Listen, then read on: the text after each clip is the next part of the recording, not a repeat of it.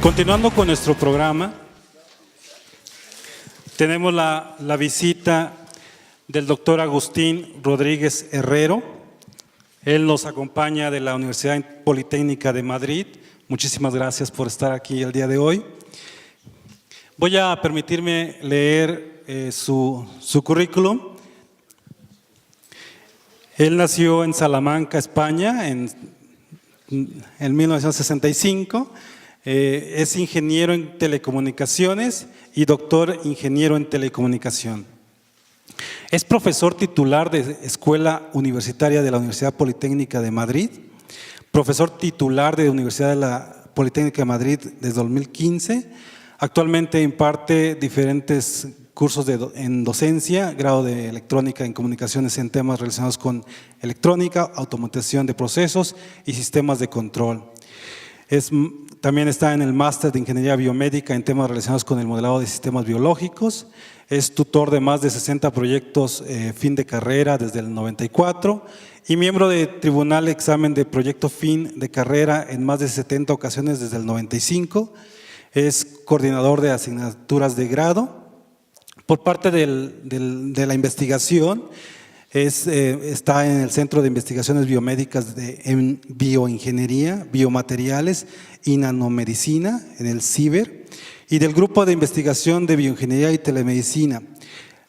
La investigación que él trabaja se centra en la aplicación de algoritmos de control al páncreas artificial, investigador con más de 12 proyectos de investigación competitivos en telemedicina y bioingeniería financiados por la Unión Europea y Plan Nacional Español. Autor de 4 publicaciones científicas en revistas indexadas, 2 en PubMed, 16 ponencias en congresos internacionales, más de 18 congresos nacionales, una patente y un registro de programa de ordenador. Codirección de tesis también con nuestro alumno de doctorado, Juan Onofre Orozco, con el doctor Carlos Castañeda, aquí presentes.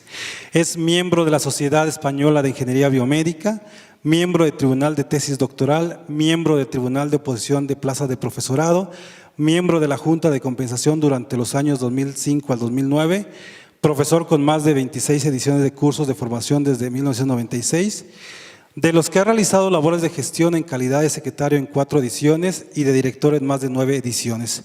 Profesor en diferentes cursos de especialización con instituciones públicas y privadas, miembro del comité organizador del Congreso Nacional.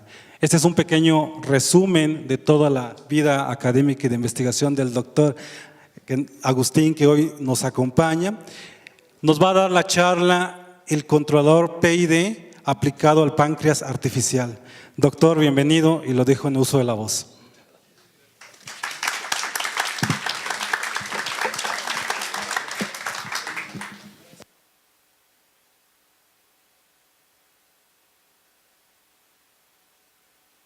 Hola, muy buenas. Iba a decir buenas tardes, pero son buenos días. Es por el tema del cambio de horario, que todavía lo tengo un poco a la espalda. Yo lo que quiero contaros hoy, durante los próximos minutos, es un objetivo muy básico y muy sencillo. Que todos los estudiantes de mecatrónica comenzáis a estudiar el PID como uno de los primeros algoritmos aplicados a lo que es el control de procesos. Yo lo que quiero transmitiros hoy, de alguna forma, es cómo un regulador, un controlador tan simple y tan sencillo puede resolver un problema tan complejo.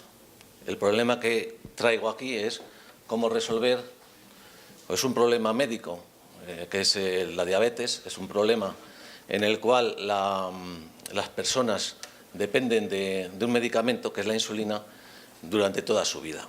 Están pendientes de su enfermedad y, por tanto, lo que vamos a pretender con este proyecto a gran escala es que estos pacientes se desentiendan de su enfermedad, haciéndoles un sistema de control que dispensen la insulina necesaria dependiendo de la medición o de la medida de la glucosa en cada instante de tiempo. Ese va a ser un poco el objetivo que voy a intentar transmitiros. Os voy a contar mis experiencias. Como somos tecnológicos, os tengo que contar en una primera instancia lo que sería el problema que pretendemos abordar. Y es lo que vamos a hablar a continuación. Bueno, pues ahí es un poco el esquema que voy a seguir para la charla. Vamos a hablar primero del problema. En la parte superior, pues tengo lo que es el esquema básico de un sistema de control y así lo vamos a ver durante toda la ponencia. Vamos a hablar de la diabetes, luego hablaremos de unas pinceladas de la teoría clásica de control. Os centraré un poco en la historia presente y futuro de lo que sería el páncreas artificial. Hablaremos básicamente de la regulación del PID y sobre todo con la connotación de la aplicación a lo que es el problema médico que traemos aquí a la ponencia. Os contaré también experimentos definidos y los resultados que hemos obtenido, pues, de cara a mostraros que algoritmos simples utilizados de determinada forma pueden resolver problemas complicados. En concreto, en el tema de la diabetes, pues vamos a hablar pues, un poco en plan general. No vamos a traer aquí a escena terminología médica, sino que de una forma muy simple, muy sencilla, voy a pretender que comprendáis el problema a nivel funcional. Evidentemente, nosotros somos tecnólogos, no somos médicos, no nos vamos a meter dentro de lo que es la bioquímica del cuerpo humano para poder comprender qué es la enfermedad. Pero sí es necesario que comprendáis, de alguna manera, cómo funciona la enfermedad para que luego nosotros podamos aplicar el control. O sea, sabéis todos que cuando necesitamos controlar, primero necesitamos conocer el problema de lo que se necesita controlar. Las imágenes lo dicen todo. Hasta 1921 la gente se moría. Se moría cuando desarrollaba esta enfermedad, se moría porque no se sabía cuál era el fundamento, cuál era el problema que la originaba y menos el medicamento que la podía resolver. Gracias a Banting, que es el que os muestro en la foto, en 1921 hizo las primeras conexiones entre la insulina y los problemas metabólicos. El problema metabólico son niveles excesivos de glucosa en sangre que pueden acarrear problemas serios para nuestra salud. Y en las imágenes inferiores os muestro un niño justo antes de ser descubierta la relación insulina-glucosa y 2 meses después. La primera foto, la de la izquierda, es en diciembre de 1920 y la foto segunda es febrero de 1921. Bueno, una vez hecha la introducción, nos centramos en lo que sería nuestra planta, ¿no? En el argot de la teoría clásica o teoría de control sería la planta. Bueno, pues vamos a centrarnos directamente en la planta. Es tan importante el tema de la diabetes que a nivel mundial es un problema serio para muchos, para todos los países prácticamente, asociado a que es un crecimiento continuamente al alza y de forma exponencial. La población con diabetes que tendremos dentro de unos 40 años va a ser mucho más grande la población que la que nos vamos a encontrar hoy día.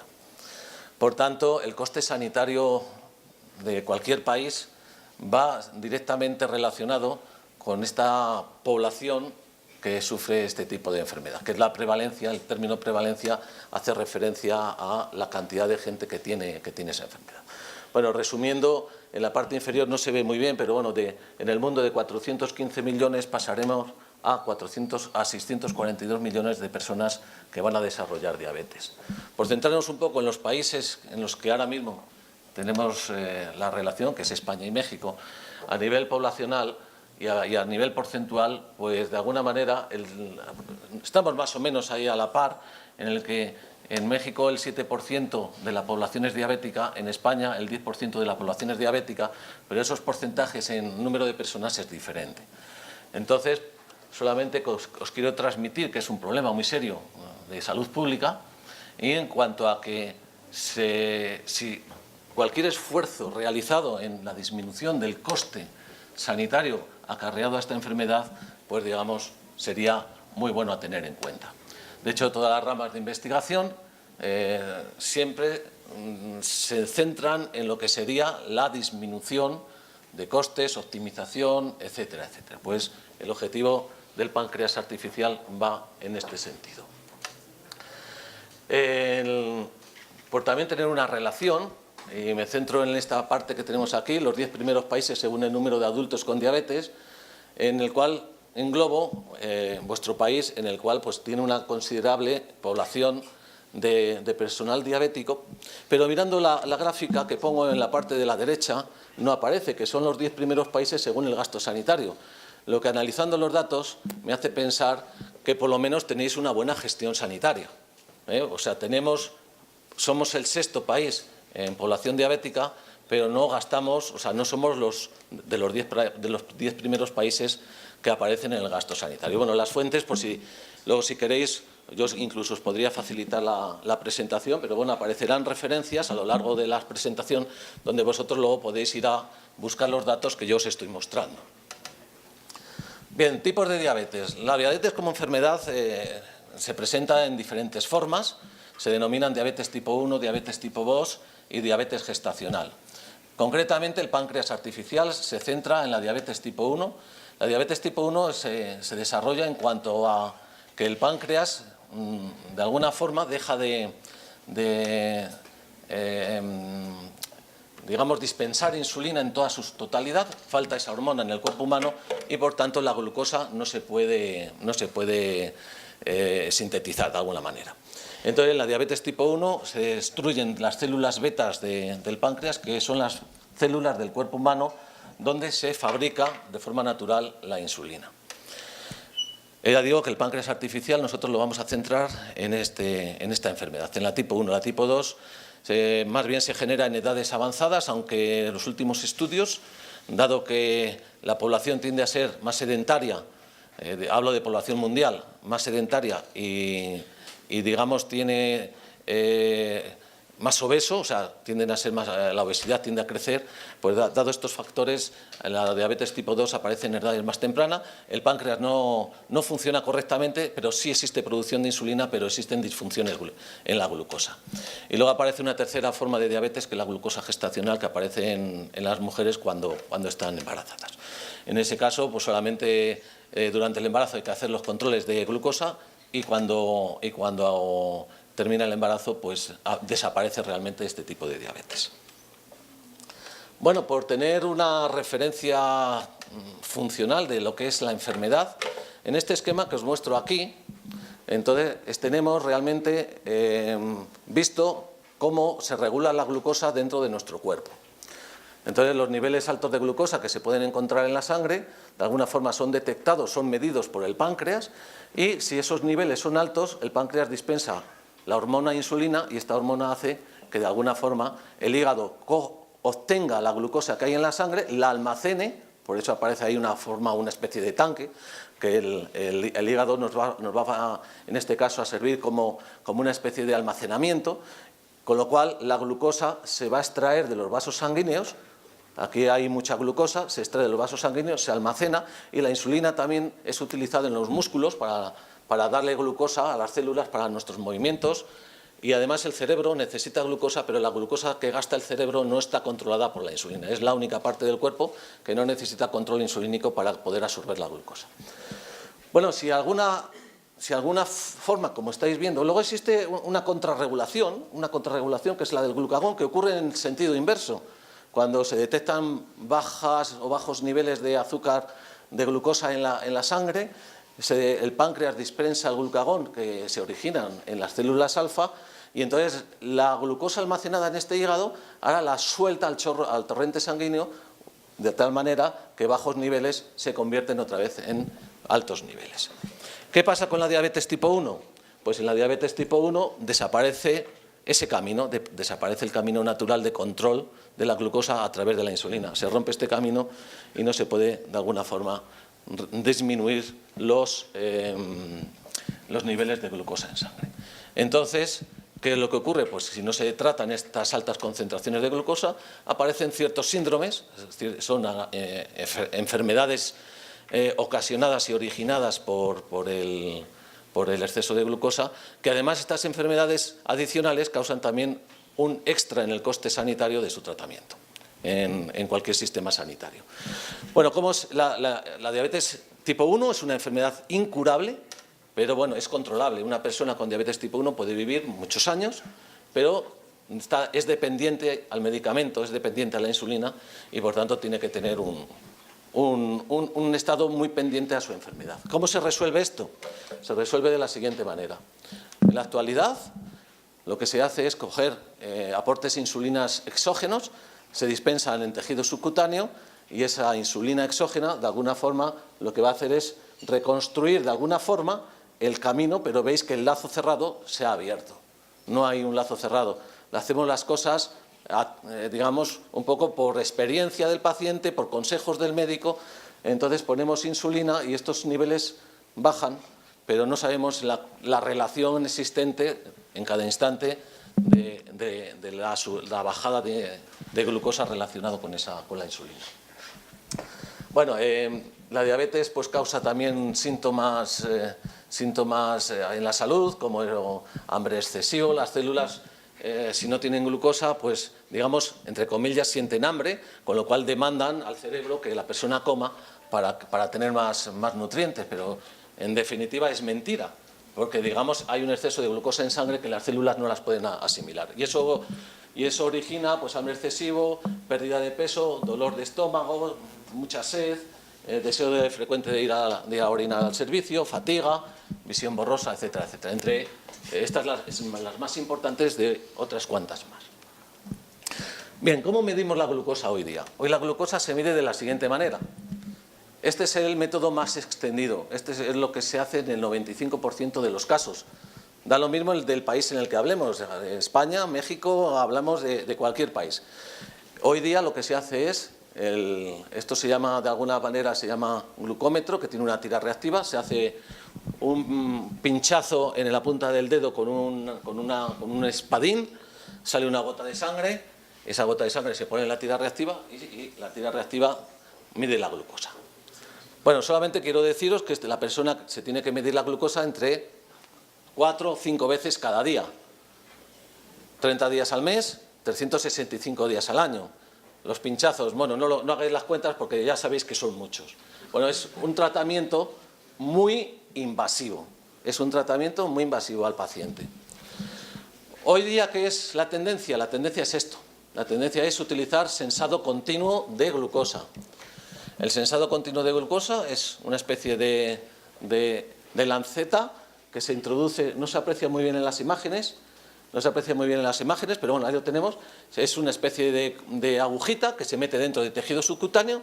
Ahí en ese tejido subcutáneo reacciona de tal manera que intenta de alguna forma coger la concentración de la glucosa que hay en sangre, en tejido intersticial, perdonad. Bueno, es la forma. Este sensor tiene mejoras y tiene también cosas malas, ¿no? Buenas y malas. El glucómetro es muy invasivo, pero mide la glucosa que hay casi en la sangre. Sin embargo, el sensor continuo subcutáneo ya presenta un retardo ¿por qué? Porque el vaso sanguíneo está por aquí abajo, la glucosa del vaso sanguíneo pasa al tejido intersticial, que luego es el que mide realmente el sensor, ¿no? Por tanto, existe un retardo, y más que un retardo, porque existe un retardo y una degradación, pero bueno, básicamente lo más importante para el control es el retardo. Es invasivo también, sí, pero es menos invasivo que este, de 3-4 pinchazos al día a un pinchazo por semana. Estamos mejorando la calidad de vida del paciente. Otro de los problemas que tiene es que necesita calibración frecuente. ¿Qué quiero decir en pocas palabras? Que no nos fiamos de lo que dice. Fijaos, si yo no me fío de lo que dice, ponerle la información de este sensor a un sistema de control autónomo. Necesitamos, o lo bueno que tiene también es que tomamos continuamente muestras, de tal manera que si tomamos de forma continua muestras podemos obtener tendencias, podemos obtener dinámicas, podemos obtener muchas cosas que con el glucómetro no podemos. Y además algunos de ellos están tan sofisticados hoy día que ya nos dan información sobre hipoglucemia, sobre tendencias y otro tipo de información. En cuanto a los niveles de glucosa, se rige en concentración de glucosa. La concentración de glucosa va en baremos desde los 65 o menos de 65 hasta 380 miligramos por decilitro. La normoglucemia se encuentra entre 180 y 70 aproximadamente, los números aquí están un poco volteados, y la hiperglucemia están entre 205 o superior. Si una persona está en una hiperglucemia continuada, se derivan los síndromes y hoy desarrolla enfermedades adicionales.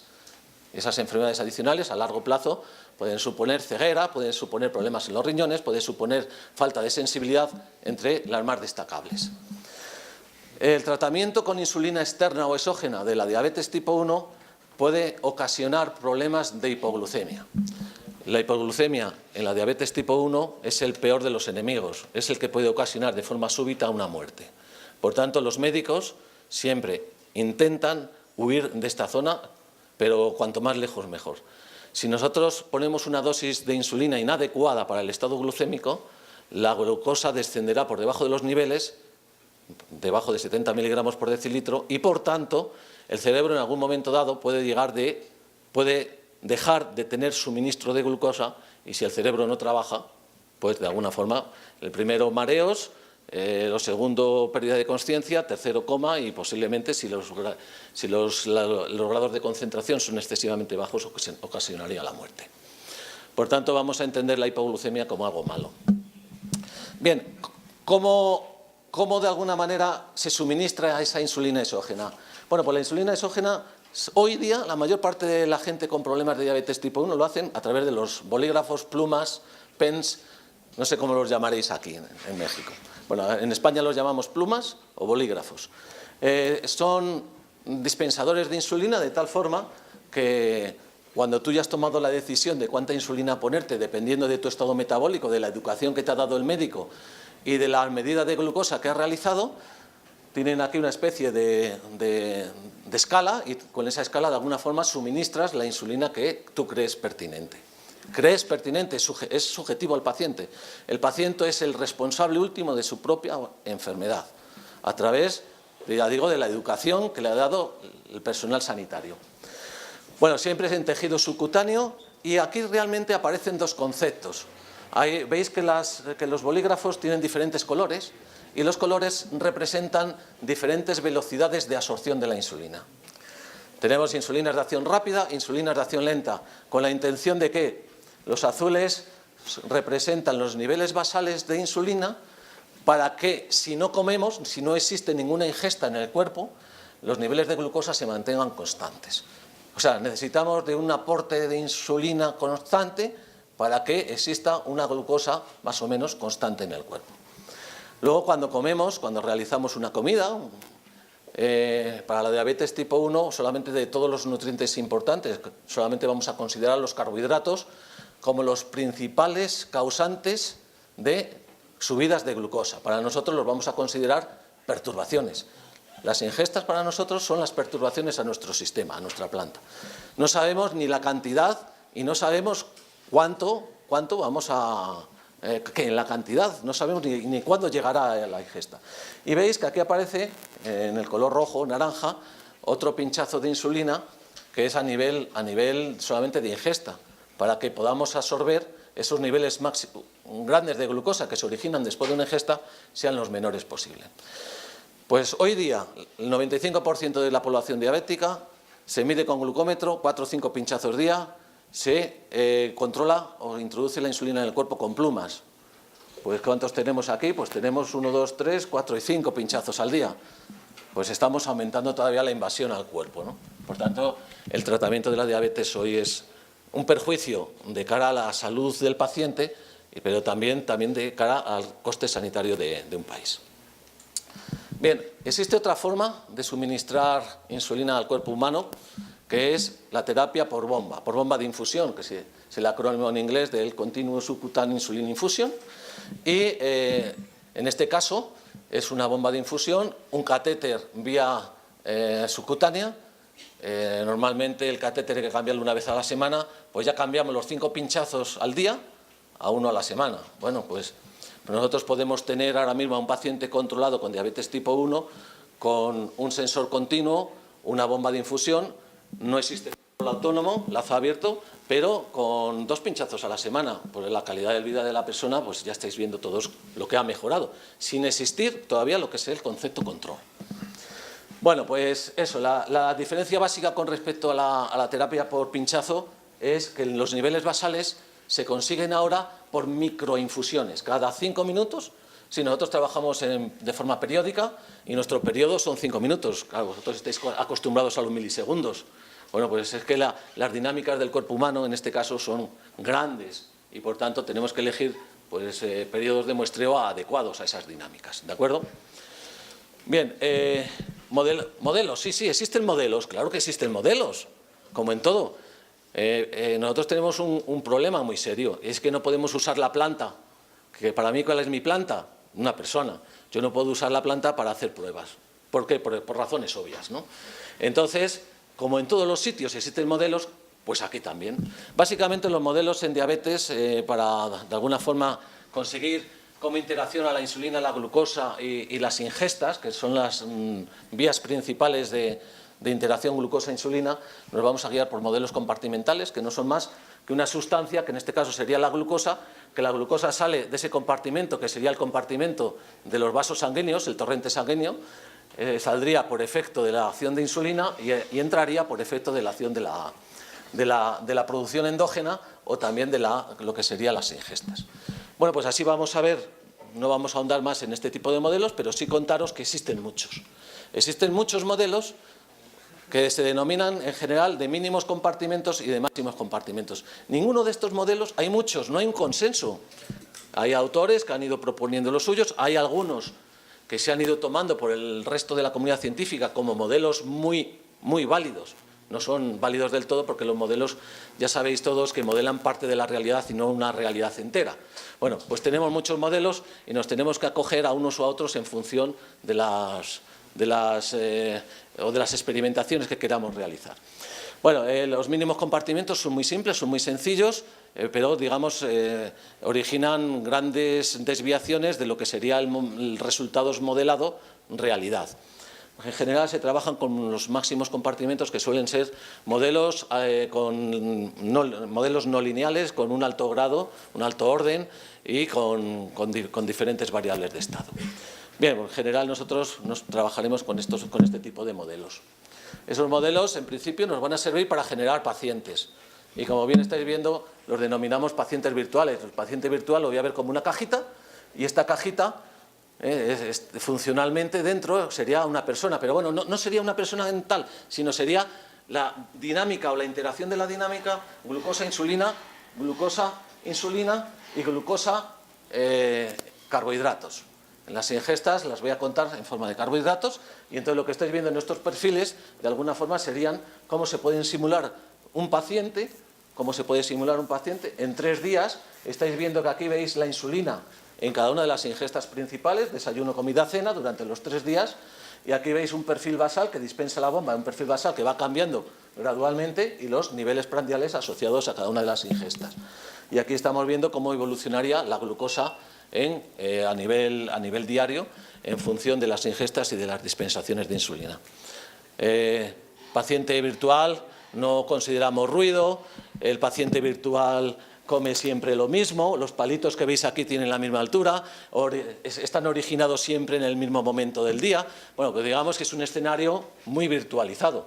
Evidentemente estos escenarios nos sirven como un primer acercamiento para que luego después podamos realizar otro tipo de acercamiento. Claro, también tenemos pacientes reales. También tenemos los pacientes reales. De los pacientes reales, de alguna manera, lo que nosotros hacemos es que vosotros veáis, como antes, perfiles insulínicos y perfiles glucémicos. Pero ahora los datos proceden de una persona, no de un modelo.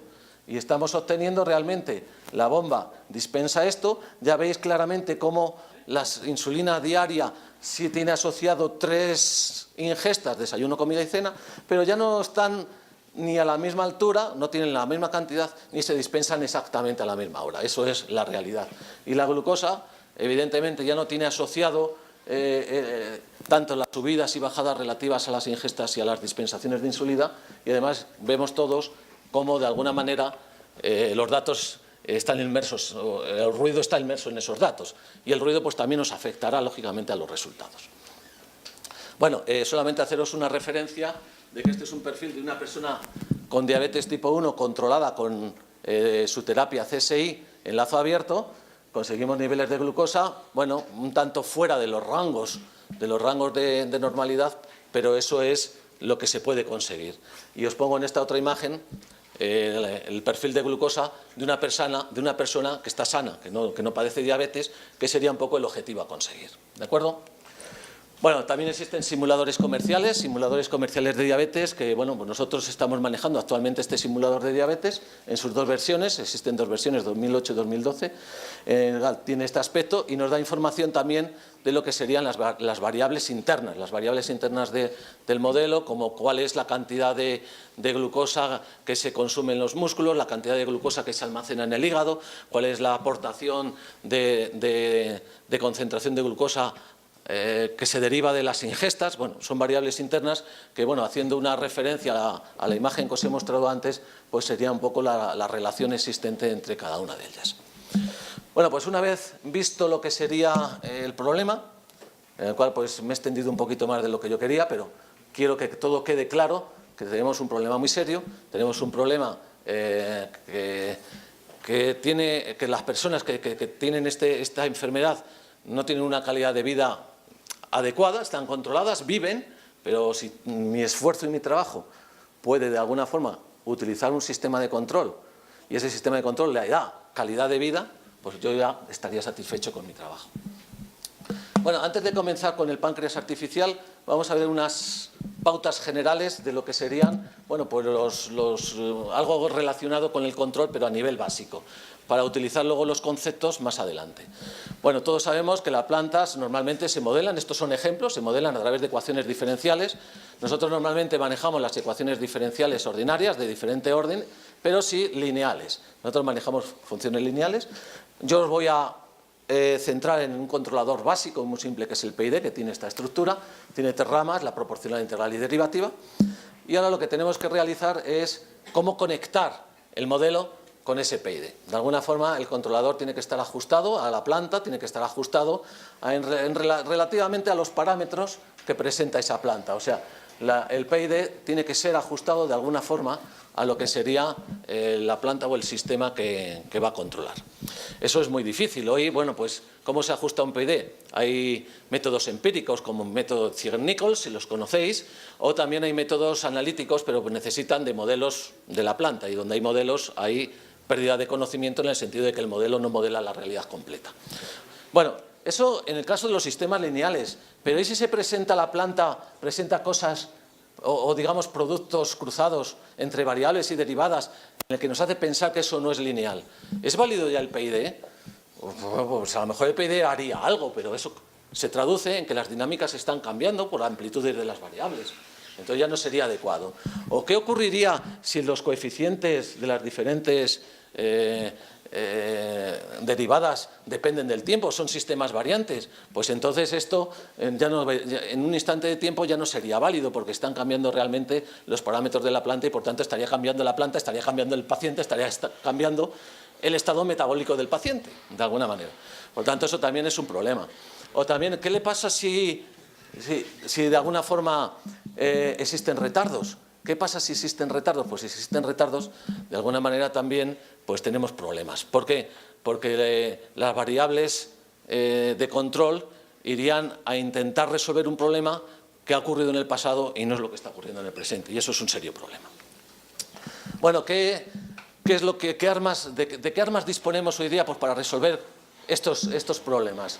Bueno, contra los retardos, ya digo, los efectos básicos en el control son la tendencia a la inestabilidad.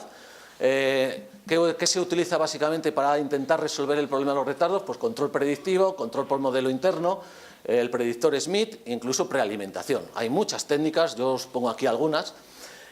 Varianza, los pacientes, cada paciente es una planta distinta y por tanto esa planta tiene que ser controlada de diferente manera. Pues la variabilidad cambia las dinámicas y nuestros controladores tienen que estar ajustados a esas dinámicas. Bueno, por tanto, una de las formas o de las técnicas de control más extendidas es la adaptación, sistemas adaptativos. ¿Qué ocurre cuando no son lineales? Bueno, pues tenemos que recurrir a efectos de linealidad, tenemos que recurrir a técnicas de linealidad, control adaptativo, control robusto, etcétera, etcétera. Bueno, luego tenemos cosas adicionales, y es que como sabemos que los modelos no presentan en su totalidad la realidad, la dinámica real, pues tendremos que recurrir a otros tipos de de técnicas como es el control robusto, que de alguna forma resuelve el problema dentro de unos rangos amplios de variaciones de los parámetros del modelo de la planta. Utilizamos control borroso, etcétera, etcétera. Nosotros básicamente nos vamos a centrar en la prealimentación de variables. La prealimentación de variables es un buen sistema para abordar los sistemas de control con retardo, pero necesitamos el conocimiento previo a priori de dos variables. Para poder utilizar prealimentación yo necesito saber cuál es la variación que existe en la consigna, en el set point o en la señal de referencia, y yo necesitaría saber también cuáles son las señales de perturbación de mi planta.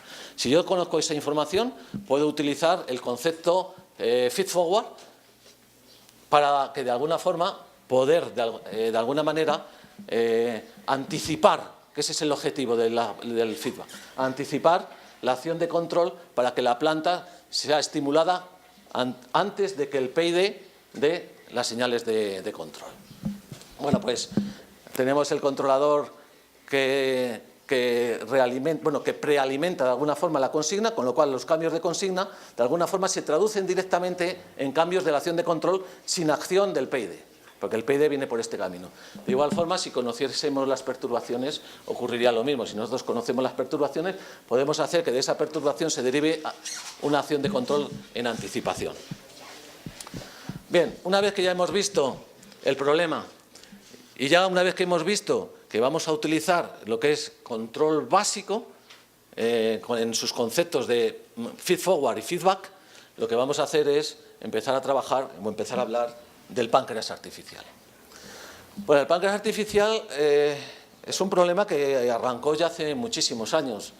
Lleva casi unos 40 y pico años, casi 50 años, bajo estudio y hoy no ha sido todavía resuelto. ¿Se resolverá en breve?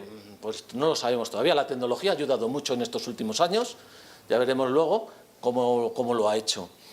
En 1974, por poneros un hito histórico en el cual podemos decir que ahí es donde arrancó un poco la sensibilidad por este problema, un ingeniero denominado Clemens, dentro de un recinto hospitalario controlado y por ayuda de colegas médicos, hizo una máquina que se llamó biostator. El biostator no era más que un sistema electromecánico. Os pongo el referente de la tecnología de hace 40 años. O sea, no penséis que había smartphone como ahora, desde luego.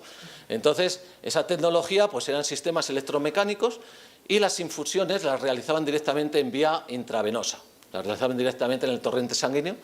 Entonces, lo que hacía ahí era utilizar un algoritmo tan básico como un algoritmo proporcional y derivativo.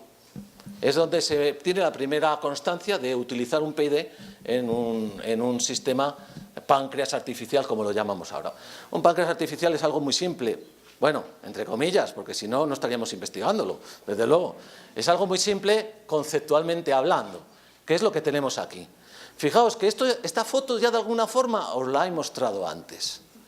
Hemos visto que tenemos el sensor, hemos visto que tenemos la infusión de la bomba, pero es lo que os he mostrado antes y os he dicho, esto cuidado, que aquí no hay control. Pero ahora sí, ahora introducimos un algoritmo de control aquí que recoge la información de la glucosa que se ha medido, establece el criterio de cuánta glucosa en base al algoritmo, en este caso el PID, y dispensa la insulina. Dentro del cuerpo humano, nosotros podemos ver esta interacción a través de los modelos de los que os he hablado. Interacción de la glucosa e insulina y tendremos, aquí veis claramente cómo existe el lazo cerrado. ¿Vale? Pues entonces los componentes, la bomba de infusión obligada, el sensor continuo y el algoritmo de control. Bueno, ¿qué es lo que se está haciendo hoy? Buscar el uso ambulatorio. O sea, este problema, vía intravenosa, sí, tú te coges una vía, te pones la insulina, te coges otra vía, te mides la glucosa, está resuelto. Pero en España, por lo menos, no deja al médico que vayan los pacientes con las vías cogidas por la calle, desde luego. O sea que ese es uno de los graves problemas, ¿vale? Por tanto, se busca la ruta subcutáneo-subcutáneo con el problema que ello nos va a llevar, porque el problema subcutáneo nos va a imprimir problemas de retardos. Los retardos, sistema de control, retardos, malo, ¿de acuerdo?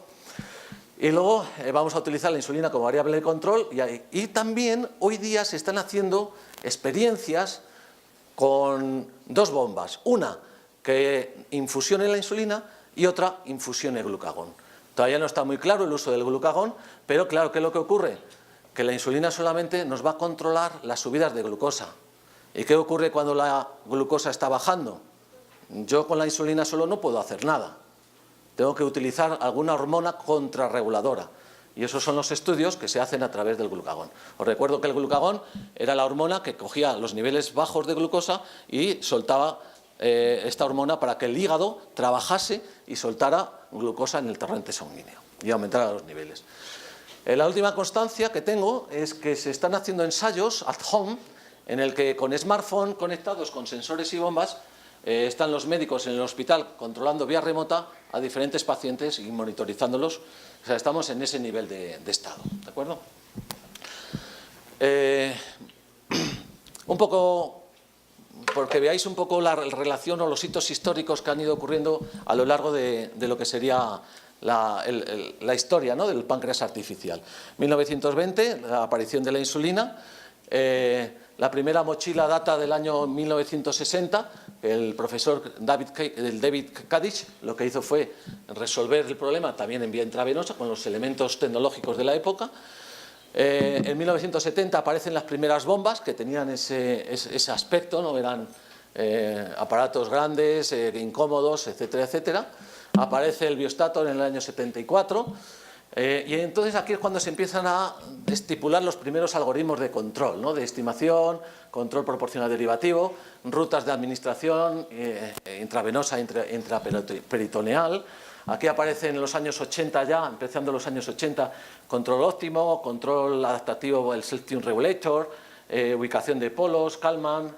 Se han hecho muchos estudios a lo largo de lo que es la historia. En 1990 aparece el primer review de todo lo que ha habido hasta el momento, aparece el primer review de todos los hechos históricos que han acontecido al sistema, aparecen nuevas tentativas de controlar, aparece la primera noción al PID completo, diferentes técnicas de control predictivo, adaptativo por modelo de referencia, sistemas de identificación paramétrica, y también se estudia, por supuesto, ya la ruta subcutánea-subcutánea.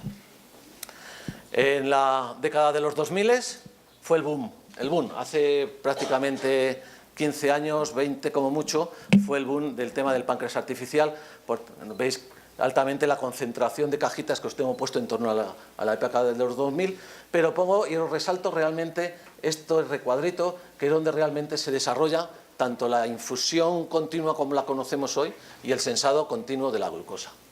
También os remarco esto de tal forma que aquí se tiene constancia de la primera experimentación clínica, o sea, en el hospital, de tal forma que se obtuvieron resultados y se reflejaron así en diferentes artículos. La referencia es el ingeniero que lo propuso, se denomina Stell, americano de la Universidad de Virginia.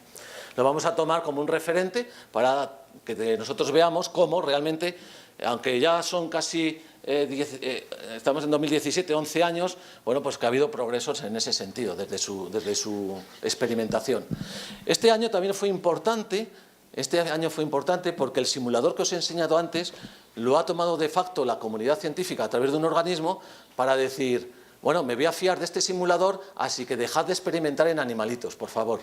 Entonces ya, de alguna forma, cuando se hace experimentación en diabetes, ya no utilizamos animales para este respecto. Utilizamos este simulador porque nos fiamos de él y porque además un organismo lo refrenda. Bueno, por ir continuando, hay muchos hitos más, pero por hacer un referente al PID, en el año 2012 aparece el PID con glucagón, en el año 2011 aparece un PID que se denomina non-linear PID, en el año 2015 aparece el concepto el PID inteligente. Hay otros términos, otras terminologías de nuevas variantes del PID. Estas variantes del PID que os he remarcado ahora mismo no están utilizadas actualmente, o no tengo constancia a día de hoy que se hayan utilizado en páncreas artificial. Por tanto, pueden ser unas nuevas formas de centralizar la continuación de la investigación.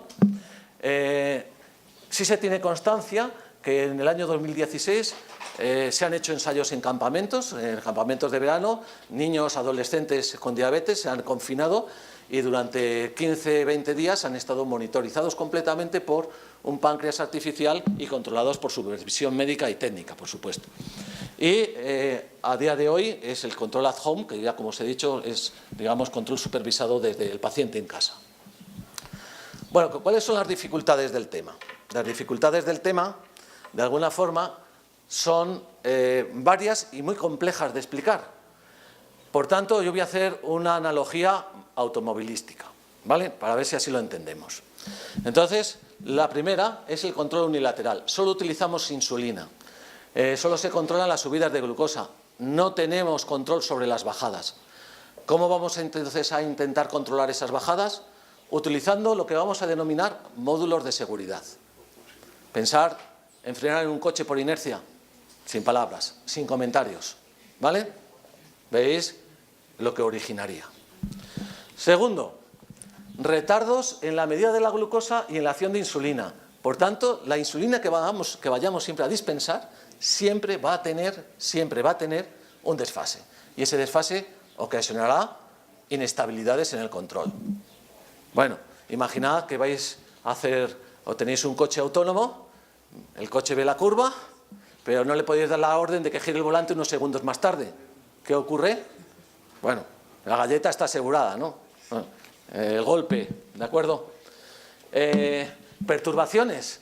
Evidentemente, un buen sistema de control tiene que tener un alto rechazo a las mismas, a las perturbaciones. Bueno, pues el primer problema con lo que nos encontramos en diabetes es que la planta va a estar continuamente perturbada. No va a tener un estado estacionario nunca. Ahora, en simulación podemos conseguirlo, pero para conseguirlo tenemos que tener una persona 3 días sin comer. Eso es impensable, ¿verdad? Pues entonces, eso es uno de los graves problemas también. Nosotros podremos hacer cosas, podemos intentar de alguna forma evitar esa perturbación, pero las consecuencias pueden ser desastrosas, ¿de acuerdo? Más cosas. Fijaos la de problemas con las que nos estamos encontrando. La gran viabilidad. Un paciente es distinto de otro, claro, pero un paciente ahora mismo es distinto que dentro de un rato, claro, y si está tomando medicamentos tampoco es igual, pues no. O sea, que tenemos muchos factores de dependencia en la variabilidad. Además, algunas más que son la poca fiabilidad que tenemos hoy en los sensores subcutáneos, no nos fiamos de ellos, pues no mucho. La infusión de insulina, que es dependiente de la zona del retardo, y que, bueno, pues también tenemos que tener en cuenta que la primera puesta en servicio también es un poco complejo. Bueno, por daros unas pautas tecnológicas existentes o documentadas hasta la actualidad, esto es lo que os acabo de contar. Esto se está desarrollando en un consorcio entre Italia y Estados Unidos, en el cual hay un smartphone en el cual ya tiene la aplicación del algoritmo de control. El algoritmo de control es un control por modelo predictivo. Este modelo de control ya se conecta directamente con la bomba y con el sensor de insulina y con el sensor de glucosa y, por tanto, de alguna manera está dispensando. Tiene aquí unos semáforos. Estos semáforos indican, de alguna forma, la peligrosidad que tiene el paciente de entrar en hipoglucemia. Eso está monitorizando de alguna forma la hipoglucemia y en esta parte central estamos viendo la señal de glucosa y en esta imagen inferior la dispensación de insulina. En la parte de la derecha estamos viendo una propuesta, es un consorcio entre el Hospital de Boston, Massachusetts, Harvard, etcétera, etcétera, en el que están, digamos, dando o apostando por un control biohormonal. Son algoritmos complejos, no están catalogados como de ningún nombre conocido, pero son biohormonal, o sea que dispensa tanto insulina como glucagón. ¿Cuál es el estado tecnológico hoy día? ¿En qué punto nos encontramos? ¿Qué es lo que hacen los aparatos hoy mismo para resolver la enfermedad? Bueno, pues este es el Novamax, es el Ferrari de las bombas, ¿vale? ¿Qué es lo que tienen estas bombas hoy día? Tienen de todo menos control, ¿vale? Tienen de todo menos control. Tienen monitorización, este es el punto donde realmente se enchufa el catéter para llevarlo al tejido subcutáneo, interacción, pantalla, monitorización, mando a distancia, tenemos de todo. Es lazo abierto, ¿vale? Eso es importante. Pero digamos que tiene algoritmos inteligentes, sobre todo de protección ante hipoglucemias. Eso es un factor importantísimo. Cuando se detecta o se predice la hipoglucemia, lo que hace la bomba es quedarse en silencio. O sea, quedarse en silencio significa no dispensar insulina. Hasta que nuevamente la gráfica de insulina o el rate of change de la glucosa vuelva otra vez a ascender. ¿Vale? Y tener un diseño mejorado. Esto es posible a un concepto. Es posible a un concepto, que se denomina el concepto de IOB, o insulina activa. En inglés sería la insulin on board o la insulina a bordo. ¿Qué es este concepto? El concepto es que cuando tú pones una dispensación de insulina en el cuerpo humano, esta no se gasta de forma inmediata, o sea, no se consume instantáneamente, sino que se va consumiendo o degradando con el paso paulatino del tiempo.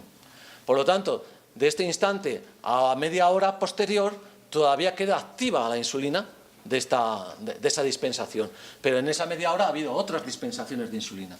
Por tanto, lo que hace este concepto es un concepto de salvaguarda, es un concepto de, digamos, módulo de seguridad para no poner yo excesiva cantidad de insulina que luego me incurra en periodos de hipoglucemia. Bueno, pues eso, está apoyado en un estudio de esta persona, de Lisen y colaboradores, que en el 2009 propusieron unas gráficas de gasto de insulina, que entonces lo que hace la bomba, en este caso, al algoritmo que está dentro de la bomba, que propone una insulina, le retrae una cantidad determinada de esa insulina activa, y esa insulina activa se calcula en función de las infusiones que han ocurrido en la historia más reciente, Bueno, pues ese es el concepto de insulin on board. Debido al efecto de la unilateralidad, nosotros tenemos que tener obligatoriamente sistemas de seguridad. Estos sistemas de seguridad se componen en dos conceptos, en dos vertientes. Una, trabajando directamente sobre los algoritmos del controlador, o sea, sobre las ecuaciones del controlador. Por ejemplo, en un PID sería subir el target, subir la señal de referencia, pues para que si nos pasamos no nos pasemos mucho hacia la zona de hipoglucemia, disminuir ganancias, ser conservador en el control, en definitiva, o también añadir restricciones adicionales.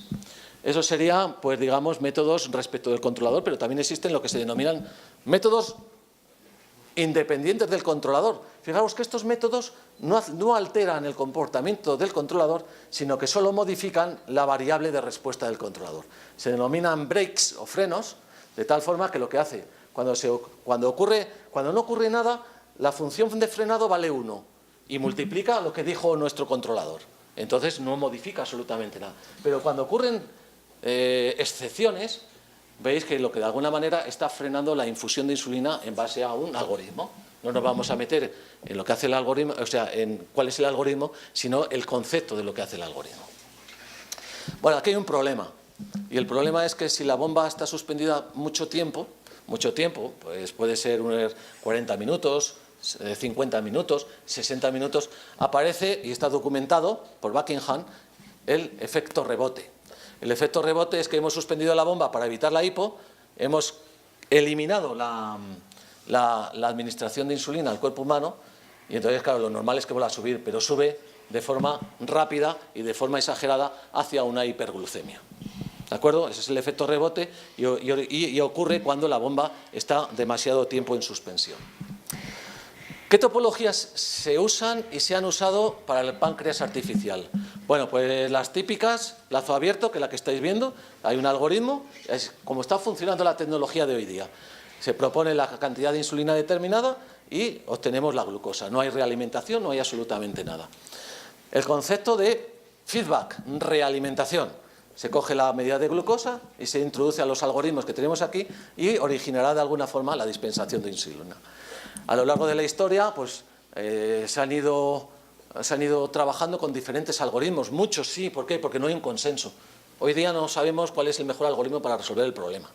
Por tanto, un grupo dice que el suyo es el mejor, nosotros decimos que el nuestro es el mejor y no hay, digamos, un consenso para decir esto es lo que tenemos que hacer todos, porque no está resuelto todavía el problema. Y luego tenemos lo que sería la prealimentación, que utilizando la referencia y utilizando las ingestas, de alguna manera estaríamos de alguna forma dando información extraordinaria a la información del controlador. Por lo tanto, los algoritmos de control van a utilizar técnicas de estimación para la realimentación, técnicas de prealimentación, haciendo uso de la terapia conocida antes de instaurar o de proponer el páncreas artificial, información de las ingestas. Se utiliza la prealimentación para obtener diferentes variables que ya muchos autores de alguna forma las han propuesto. Con lo cual vamos a hacer uso de esa información conocida para aprovecharnos de ella para realizar nuestras propuestas. En la realimentación, bueno, pues también hay varios autores que han propuesto diferentes técnicas. Las técnicas van básicamente en esos módulos de seguridad para proteger al paciente contra las hipoglucemias, ya que por convicción, por comodidad al paciente y por convicción científica, lo único que vamos a hacer es resolver el problema con insulina. Os he mostrado antes que había una propuesta que también tenía glucagón. El que tuviera glucagón ya implica llevar 2 bombas y un sensor. La comodidad se ve un poco comprometida, ¿no? Por tanto, en aras de solamente tener máxima comodidad al paciente, lo que vamos a hacer es trabajar solamente con la insulina. Por tanto, cualquier sistema de control utilizado en páncreas artificial tiene que tener un controlador, llamarlo X, MPC, IMC, llámalo como quieras, borroso, aquí puede haber cualquier controlador, pero al menos necesitan módulos de seguridad adicionales para, digamos, mitigar o reducir el problema de la hipoglucemia. Necesitamos realimentar, lógicamente, pero bueno, podemos realimentar la variable de glucosa o variables estimadas que nosotros creamos oportunas. Y, por supuesto, vamos a hacer uso de la prealimentación, porque conocemos las ingestas y conocemos, de alguna forma también conocemos el target, ¿no? Conocemos la señal de referencia. Bien, ya hemos visto la planta, el problema, ya hemos visto los hitos históricos del páncreas artificial, ya hemos visto que vamos a trabajar con el PID. Lo que vamos a hacer ahora es pues daros unas pequeñas pinceladas de cómo se ha utilizado el PID en el páncreas artificial. ¿Cómo se ha utilizado el PID en páncreas artificial? Bueno, el primer argumento que se dio, bueno, fue el de siempre, ¿no? ¿Por qué utilizar un PID? Por lo simple que es, ¿no? Sencillo, simple, fácil de entender, independientemente de los problemas que podamos tener luego, ¿no? Pero el PID es algo muy simple. Pero hubo un argumento de peso que lo dio esta persona, y es que el PID funciona como funciona el páncreas. Por tanto, lo tomaron todos como referencia para argumentar que el PID va a resolver el problema. Va a resolver. Estamos a día de hoy desde el año 2004 y todavía no está resuelto, desde luego. Pero bueno, utilizaron este argumento. Y el argumento fue que si nosotros somos capaces de estimular la glucosa en el torrente sanguíneo como si fuera un escalón, que esto es imposible hacerlo en la realidad, pero si fuéramos capaces de hacer esto, la insulina dispensada por el páncreas tendría esta forma, en forma de raíz cuadrada invertida, y a alguien se le ocurrió decir esto: proporcional, integral, derivativo, sumamos y coincide. Bueno, pues ese es el argumento fundamental que se utilizó para, digamos, decir que los PIDs pueden resolver el problema porque responden de la misma manera. Pues ya veremos que al final vamos a tener alguna serie de problemas. Control clásico PID.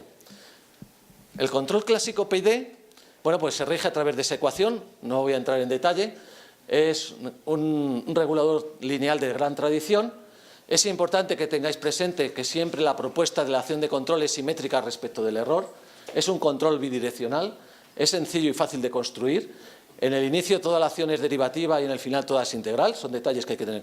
Dificultad en el sintonizado, conocemos métodos como Ziegler-Nichols, en los cuales son métodos empíricos, métodos analíticos, pero necesitamos el modelo.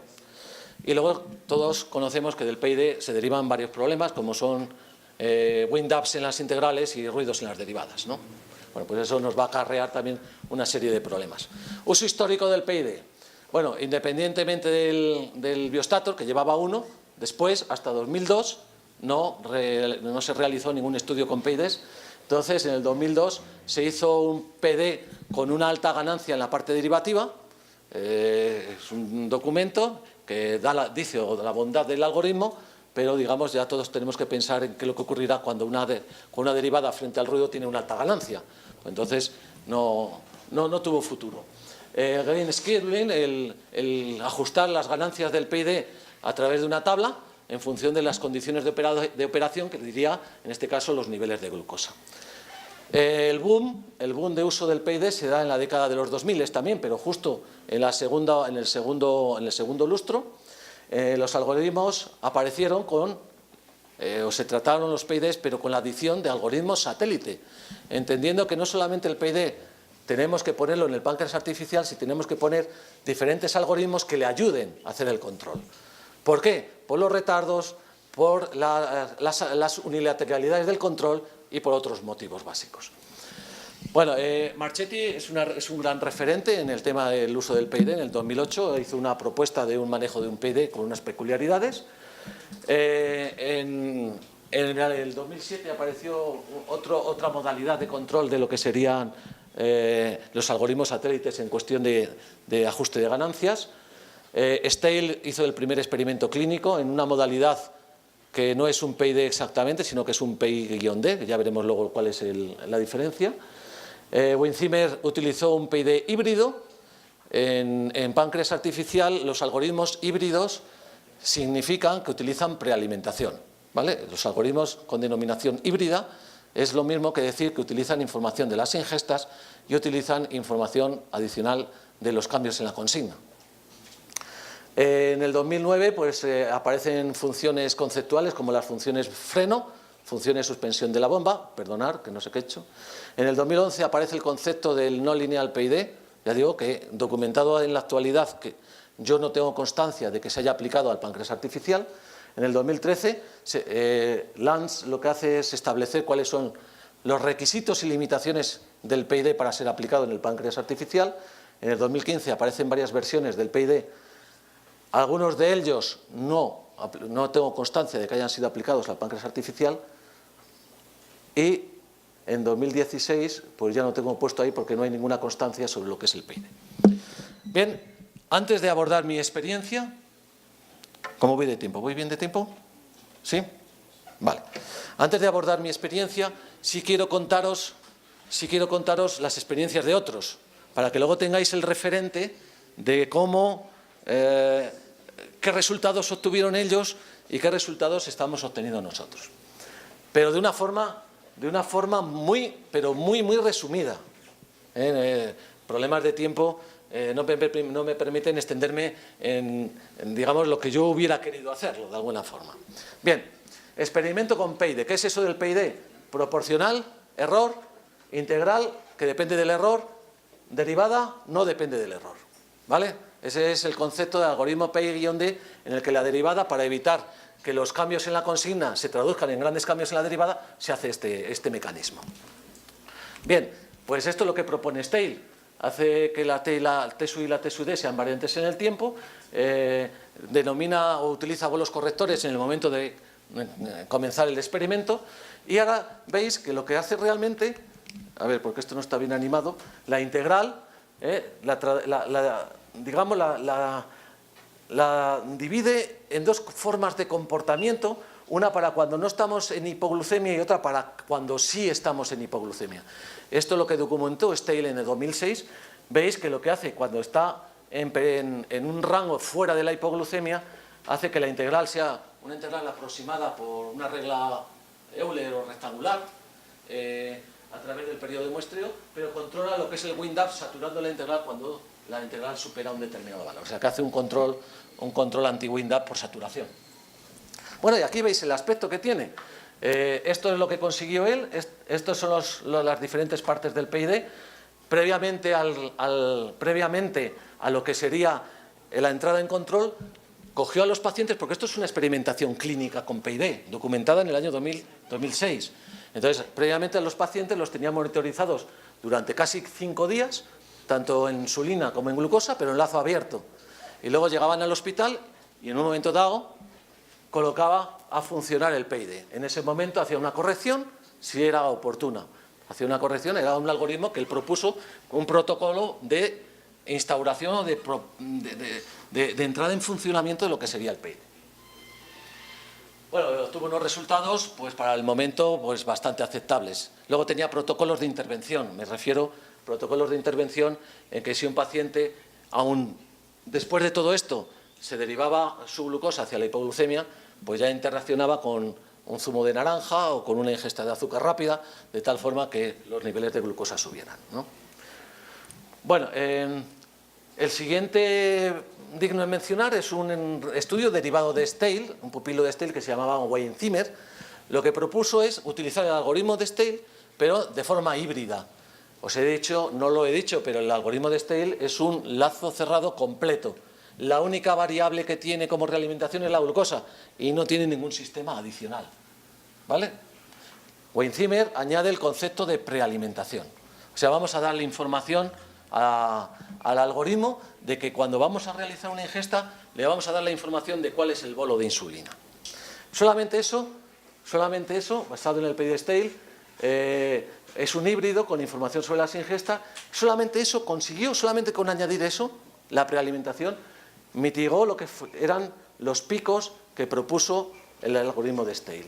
De alguna forma mejoró considerablemente la propuesta de Stale. Por tanto, a raíz de este momento, ya no solamente para los PIDs, sino para cualquier otro control, otro algoritmo, es preceptivo al menos probar que la prealimentación mejora el comportamiento. Bueno, y ahora os voy a contar la experiencia que tenemos en la Universidad Politécnica allí en Madrid. Yo trabajo como investigador en el seno de un grupo de investigación consolidado ya desde hace muchos años en la universidad y durante los 3 últimos años llevamos trabajando en un algoritmo basado en un PID en aras de utilizar única y exclusivamente un algoritmo sencillo, porque previamente tenemos la experiencia de utilizar algoritmos más complejos y sobre todo hicimos una experimentación clínica hace ya 3 o 4 años con un algoritmo experto, un sistema basado en reglas, ¿de acuerdo? Del cual os mencionaré luego alguna pequeña experiencia que tuvimos con él. Bueno, los colores no salen muy bien. Allí en aquel monitor creo que sí salen bien los colores, pues centro vuestra atención en él porque los colores tienen cierto significado. Vale, entonces, lo amarillo significa feedback, realimentación, lo naranjita o color rojo significa prealimentación, lo de color rosa significa control y lo de color verde significa seguridad. ¿Vale? Tiene diferentes significados. Entonces, ahora vais a ver que van a aparecer una maraña de cajitas, una gran cantidad de sistemas aledaños al PID con toda la intención de realizar única y exclusivamente seguridad, prealimentación y realimentación.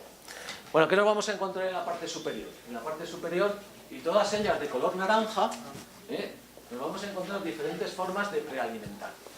¿Cómo vamos a prealimentar? Por desviación del control, vamos a prealimentar por transporte de insulina, vamos a prealimentar por la terapia que el médico prescribió al paciente como mejor terapia en ese instante. Por tanto, 3 formas de prealimentar. Vamos a realimentar. Vamos a prealimentar, vamos a realimentar. Fijaos, estamos midiendo la variable del sensor continuo, que la medimos en el tejido intersticial. Pero realmente lo que realimentamos no es esa variable, sino que realimentamos una proyección hacia el futuro de la misma, una predicción. Necesitamos módulos de corrección por varias formas. El PID, al ser un algoritmo lineal y el paciente sabemos que no es lineal, pues necesitará realizar correcciones que no haya sabido resolver el controlador. Por tanto, tiene un módulo adicional para resolver momentos de hiperglucemia y también tiene un módulo corrector para resolver los problemas derivados de los errores de predicción, que así los tenemos. Y luego la parte del controlador es el PID propiamente dicho, módulo de seguridad y el cuantificador. Ahí tenemos una panorámica general de lo que sería el algoritmo PID propuesto por nuestro grupo de investigación para resolver el páncreas artificial. Bien, vamos a ir viendo de una forma rápida, digamos, no hay tiempo para detallar cada uno de los casos, pero vamos a ir de una forma rápida a ver qué es cada una de esas partes. Lo primero, la generación del target. La generación del target tiene esta forma, en la conmutación terapia CSI, entrada del closed loop, entendámoslo ya como la entrada en funcionamiento del PID. Pues hacemos una especie de asignación del target de tal forma que en el momento de la conmutación el error de control sea nulo, para evitar problemas de spurios en el momento de la conmutación open loop, o sea, terapia CSI y después control en lazo cerrado. Y luego también, de alguna manera, cuando nosotros como poseemos la información de las ingestas, cuando hay ingestas vamos a cambiar el funcionamiento del controlador, vamos a cambiar el funcionamiento del target porque vamos a modificar el nivel del target. Bien, otra de las informaciones fundamentales extraídas de lo que es la terapia que el médico endocrino dictó que este paciente era la mejor, que es una de las informaciones en las que se apoya este algoritmo, es esta línea de aquí. Lo hemos llamado UFFP, FF de feedforward, P de postprandial de bolo. En la terapia convencional, ya lo vimos así, todas las ingestas, que las voy a representar con un triangulito, todas las ingestas necesitan de un bolo de insulina. Este bolo es particular de cada paciente. Si un paciente come una cierta cantidad de carbohidratos, no todos los pacientes necesitan la misma cantidad de insulina. Hay un parámetro que refleja esa cantidad. Bueno, pues de esta cantidad vamos a dispensar un determinado valor para realizar esta prealimentación. La prealimentación no es más que rige que vamos a utilizar este bolo que tenemos asociado a esta ingesta, de alguna forma lo vamos a poner en un porcentaje. Desde el 0%, si esta KFF vale 0, sería un control full closed loop. No estamos prealimentando nada, y si KFF fuera un 1, estaríamos prealimentando todo el bolo asociado. Y luego, por último, tenemos lo que es el desvío del control. La parte del desvío, el desvío del control, nos dice, en el momento de la entrada de este periodo postprandial, ¿a qué nivel has ido? Porque tenías que estar aquí abajo, pero estás aquí arriba. ¿Qué es lo que ha ocurrido? No sabemos qué ha ocurrido, pero ha ocurrido algo. Y lo que ha ocurrido es que la insulina que hemos puesto antes no estaba adecuada. Por lo tanto, realizamos una corrección, a través de una ecuación, realizamos esa corrección para intentar ayudar a que la glucosa vaya a la señal de referencia o al target. El transporte, este es un concepto novedoso, solamente particular de lo que es la diabetes. Pero el transporte es un concepto novedoso, pero muy simple de comprender. El transporte hace uso de varias información, pero de forma gráfica lo que vamos a hacer es suministrar aquí, o vamos a poner aquí una cierta cantidad de insulina que vamos a quitar de aquí. Uno de los problemas que tenemos en el páncreas artificial es los retardos. Pues toda la insulina que yo pueda poner en adelanto, mucho mejor. Bueno, pues hubo una persona, en este caso es una persona de España también, de la Universidad de Valencia, que se le ocurrió esta idea maravillosa. Vamos a coger insulina que hay en el periodo basal y la vamos a transportar aquí arriba. De todas maneras, cuando se acabe el periodo post-ingesta, la insulina total en este periodo es la misma. Es la misma insulina porque la quitamos de aquí y la ponemos aquí, pero está puesta de forma distinta.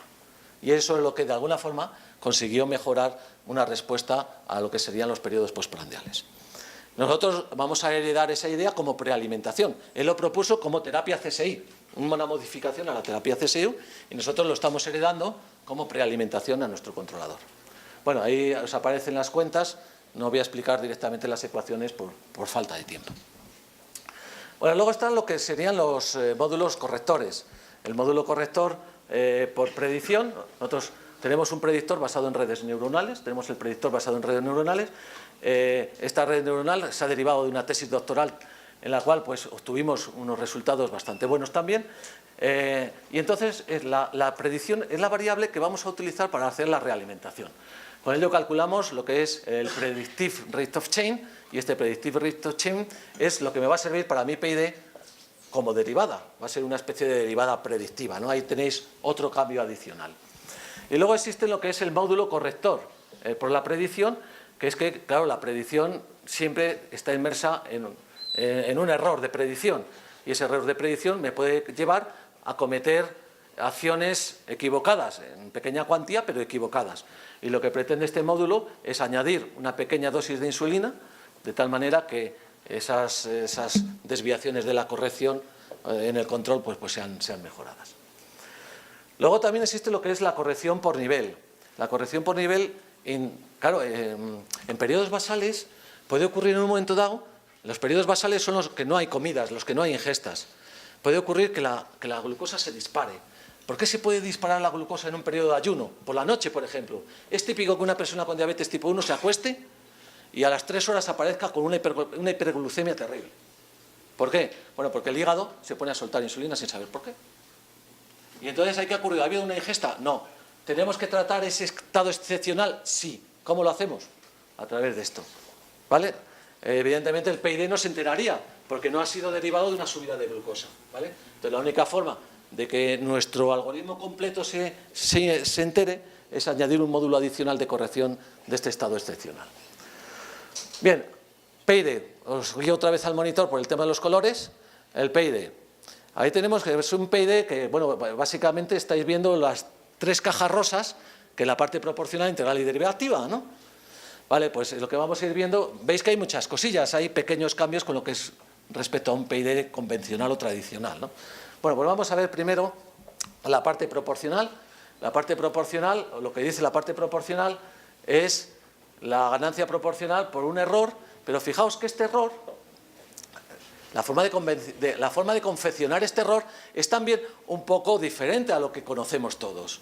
El error viene confeccionado a través de la predicción de la glucosa y del target, pero pesado por una variable beta.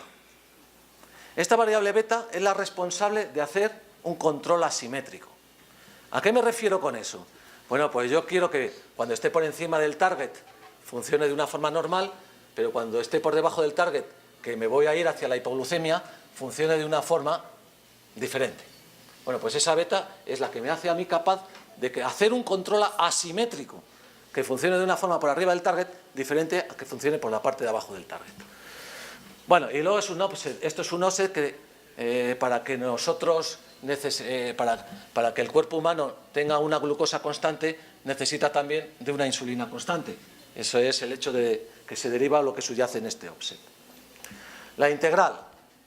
La integral se compone de 2 términos. Esta es la integral tradicional, la que todos conocemos. Aproximación rectangular o aproximación de Euler de la integral, conocido. Siempre a través del error confeccionado con la predicción y con esa asimetría sobre lo que sería el error de predicción. Bueno, lo novedoso, lo que viene ahora como novedad, es la otra rama. ¿Qué es lo que ocurre? La integral siempre tiene problemas de wind-up, siempre tiende a crecer, ¿no? De alguna forma. Entonces lo que nosotros nos hemos inventado una manera, una forma de no dejar crecer la integral de forma desmesurada. O sea, hemos confeccionado un anti-wind-up especial para este problema. ¿Y cuál es?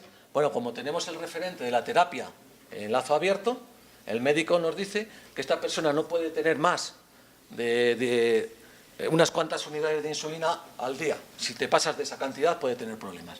Bueno, pues siguiendo un poco las pautas del endocrino, lo que nos vamos a hacer es construir un valor que retraiga a lo que sería la integral que está proponiendo la parte de control tradicional, la parte integral del control tradicional. Bueno, eso es un módulo de seguridad que se construye de esa manera. El concepto es que la integral está construida de forma diferente al PID convencional.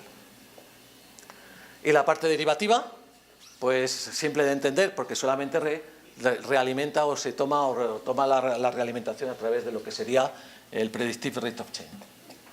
Módulos de seguridad, muy simple de comprender. Manejamos 2 conceptos. El primero serían el frenado, ya os he mostrado antes la idea del concepto de frenado, y la suspensión. La suspensión, ¿qué significa la suspensión? Bueno, pues cuando el PID dice 0, el concepto de insulina negativa no existiría en este problema. Insulina negativa significaría sacar insulina del cuerpo. Eso no es posible, ¿vale? Por tanto, lo que tenemos que hacer realmente, es decir, si quieres poner insulina negativa, al menos no la pongas, ¿no? Pues suspensión, y ese es el concepto de suspensión, que es lo que ilustran estas líneas azules que tenemos aquí. Pero luego también existe el concepto de frenado. Cuando la glucosa, la medida de glucosa se acerca a un umbral que está cerca del nivel de hipoglucemia, pues la función de frenado, que se rige a través de esta ecuación, va haciendo que la insulina sea cada vez menos. Cuando la glucosa está más cerca de ese umbral, todavía dispensamos menos insulina. Son ideas de lo que sería el frenado. La cuantificación. Bueno, las bombas tienen otro problema, que es que no dispensan la cantidad de insulina que yo quiero, sino que dispensan a pasos pequeños, pero son pasos que, digamos, son fijos. Por tanto, yo tengo que adecuar el resultado de mi algoritmo al paso mayor o menor, dependiendo del criterio que se opte. Bueno, sería una cuantificación lineal. En definitiva, nuestra cuantificación lineal, que es lo que dicta esta ecuación, tiene una memoria, o sea, no perdemos el error de cuantificación, que es insulina que deberíamos de haber puesto o no. No perdemos esa información. Esta línea azul clarito muestra lo que sería el error de cuantificación, y cuando este error acumula suficiente insulina como para poner un paso, veis que de vez en cuando hay un palito en la gráfica que sobrepasa el nivel normal. Bueno, El ajuste a paciente, claro, uno de los problemas importantes en el PID en los controladores sería el ajuste al paciente. El ajuste a paciente pues sería cómo adecuar las ganancias a cada uno de los pacientes. O sea, este algoritmo es universal, ¿lo parametrizo de la misma forma para toda la población? No, ¿vale? Entonces, dentro de las diferentes partes del PID, la ganancia proporcional se construye con un valor fijo de una ganancia que yo la fijo por unos determinados criterios y un concepto que se denomina maximum drop. El maximum drop, al igual que otros parámetros son propios de cada paciente, sigue este concepto. ¿Cuántos miligramos por decilitro es capaz de bajar una unidad de insulina? Es una especie de ratio, ¿de acuerdo? Entonces, basado en ese concepto, que además es una información que siempre extrae de cada paciente el endocrino, nosotros vamos a utilizarlo para utilizar el ajuste al paciente. Aunque este parámetro sea fijo, veis que la K sub P estaría ajustada ya al paciente a través de este parámetro. Bueno, y de igual forma, tanto para la integral del error como para la integral de restricción se realiza de la misma manera. ¿De acuerdo? Bueno, pues tengáis constancia de que los PIDs los ajustamos a paciente con este mecanismo. O sea, que es diferente la parametrización del PID en función del paciente al que se le está... Bueno, ya vamos, digamos, con lo más ilustrativo, que es... lo más ilustrativo sería casi las conclusiones que se me han olvidado ahí. Pero bueno, los experimentos, digamos, de alguna forma nos va a mostrar con nuestros propios ojos un poco las tendencias por las cuales vamos a ir. Bien, para lo cual vamos a introducir primeramente los periodos de evaluación. Una vez que hayamos introducido los periodos de evaluación, lo que vamos a hacer es qué es lo que os voy a mostrar. Y cómo, sobre todo, cómo os lo voy a mostrar. Importante. Periodos. Vamos a utilizar de alguna manera la información de las ingestas. Las ingestas, que son la comida, las ingestas principales del día son la comida, el desayuno, comida, cena, que tienen asociado bolo de insulina. Esto es lo que vamos a prealimentar. Puede existir alguna ingesta menor, como las meriendas, un yogur a media tarde, una fruta a media mañana, que los vamos a denominar snacks. Los snacks no tienen asociada insulina adicional. Bueno, entonces vamos a denominar periodo postprandial desde 15 minutos antes de la ingesta, que es donde aparece el bolo de insulina asociado, hasta 2 horas después. Ese es el periodo postprandial donde realizaremos pues, análisis y medida de datos. También vamos a denominar un periodo preprandial. Esto se puede determinar porque es conocido el momento de cada una de las ingestas. Y el periodo preprandial lo vamos a utilizar pues, para también obtener evaluación o obtener valores de algunos parámetros. Planes de ingestas. Bueno, voy a manejar 2 planes de ingestas. Este es el plan que manejo Stale, por lo tanto lo voy a utilizar de referente porque me voy a comparar con él. Y por tanto voy a utilizar en todo lo que os voy a mostrar el plan de Stale, que son 4 ingestas a lo largo del día. Son ingestas derivadas de su experimentación clínica, las horas a las que se produce cada una de las ingestas, la cantidad de carbohidratos que tienen las ingestas y los pinchazos asociados a cada una de las ingestas. Pinchazos de insulina, determinaciones de insulina asociados a cada una de las ingestas. Hemos heredado también el plan español, por tener otro referente, para que veáis que incluso los planes de ingestas pueden determinar un comportamiento bueno o malo a nuestro algoritmo de control. Bueno, en definitiva, las ingestas pensar que son perturbaciones. Y cuanto más perturbado esté el sistema, va a ser peor de controlar, o sea, va a ser peor su control. Bueno, pues aquí tenemos 5 ingestas, 3 principales con aporte insulínico y 2 snack, que son de 15 gramos, más bien pequeños, meriendas, frutas, yogures, que no tienen asociado el aporte insulínico. Y estos planes de ingestas los vamos a introducir en simulaciones de 5 días. Primer día, segundo día, tercer día, cuarto día y quinto día. Ahí estáis viendo que cada uno de los días tiene asociados los triangulitos, que es donde están ocurriendo cada una de las ingestas, en función del plan que yo utilice. Los 5 días van a ser simulados, bueno, una simulación se realizará toda ella en open loop. Open loop es lo mismo que la terapia que el paciente lleva antes de colocarle el páncreas artificial. ¿De acuerdo? Y luego, para contrastar los datos, hago otra simulación justo a la finalización del tercer día, entra en conmutación el páncreas artificial. Por lo tanto, azul, open loop, rojo, closed loop. Vamos a denominar esos términos. Vale, una vez que yo haya hecho esas simulaciones, voy a definir las ventanas de observación. ¿Qué es lo que voy a utilizar yo en las ventanas de observación? Defino Bueno, estos dibujitos son ilustrativos.